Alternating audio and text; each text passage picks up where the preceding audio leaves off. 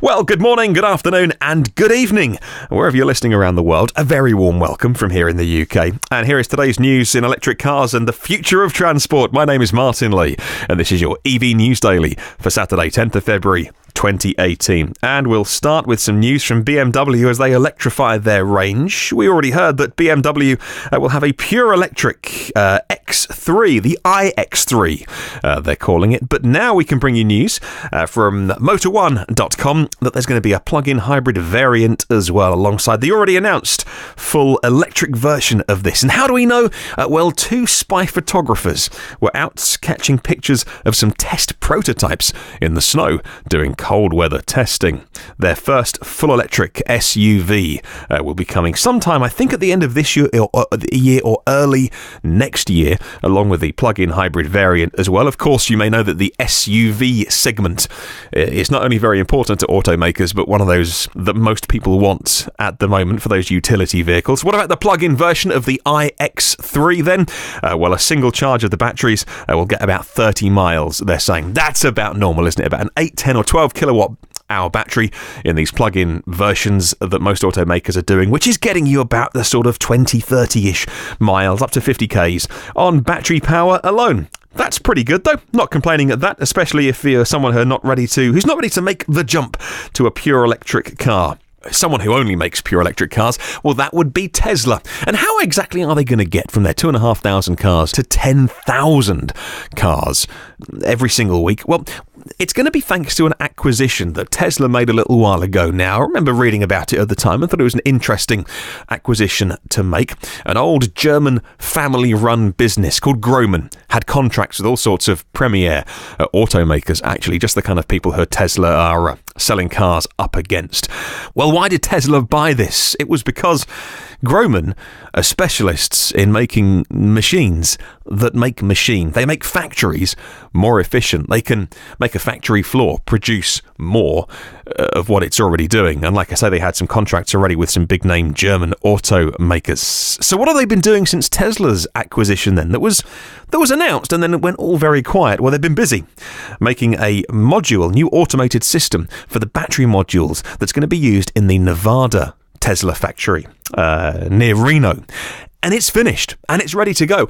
Only one problem: it's in Germany and they have to disassemble it, ship it across the Atlantic and put it together again. And it's the speed at which they can do that will be how quickly Tesla can start to ramp up the Model 3 cars. Well, an automaker that hasn't really made many waves with electric cars, if any, actually, Subaru, finally electrifying.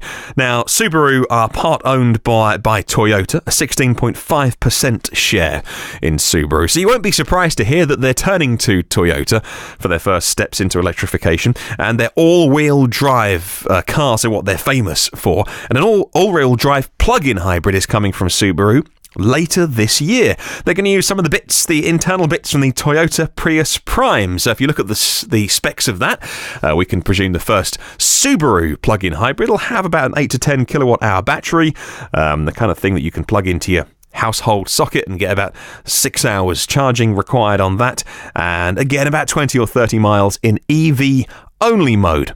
Now, when you want to plug your car into your house and for the energy to come the other way, vehicle-to-grid is something that has been talked about for a long time, but only finally people are doing something about. Now, Honda are working with Salford University in the UK, which is near Manchester, and also Good Energy. And so it's a new project where they're looking to understand how vehicle-to-grid is going to work, the ups, the downs, the challenges, all those kind of things, and how electric vehicle batteries can impact the efficiency of a home. Now, at Salford University, they have a facility where they've built a house inside an environment that can be subjected to different conditions. They can simulate summer, wind, snow, rain. They've got sensors on the windows and the doors and the walls, and they understand everything about how different houses work in different climates, and they're going to start plugging the Honda's battery technology into this to really understand how vehicle-to-grid could work for different applications.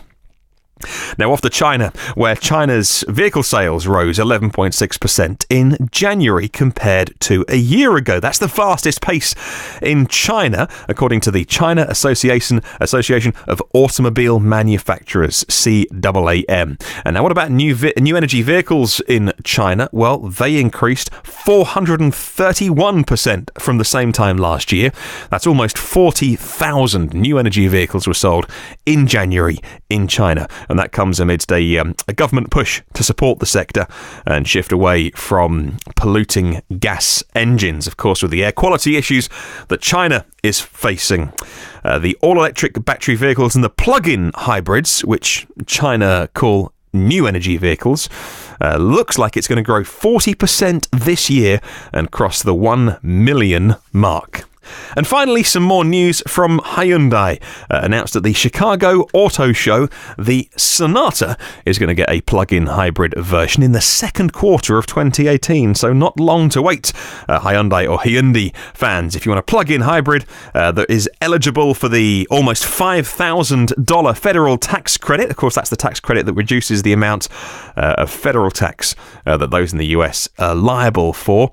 You can expect almost a 10 kilowatt-hour lithium-ion battery, and again about 25 to 30 miles of pure electric range, and the kind of thing you can plug into your level 2 charger and get pretty much topped up in less than a couple of hours, or maybe 3 hours. Some more news from Geneva is going to be the next we hear from Hyundai, with a big announcement from them. Well, thank you so much for listening today. I hope you enjoyed it. We'd love to spread the word about electric cars, so please do share this with at least one person who may be interested. A reminder, listen to all of our previous podcasts on iTunes. Subscribe for free and get them automatically. It would mean a lot if you could just take 2 minutes to leave a quick review or even just a star rating. Now, if you have this is a new thing, if you have an Amazon Echo, why not be one of the first in the world to download our brand new Amazon Alexa skill? Search for EV News Daily inside your Alexa app. You can add it as a flash briefing, and then you can ask your Amazon Echo, your Alexa, to play your flash briefing, and every morning, or whenever you want to listen, you can get a brand new update from EV News Daily with constantly updated audio and today's EV stories. Say hi to us on Twitter at EV News Daily. Have a wonderful day, and I will catch you for another weekend update tomorrow.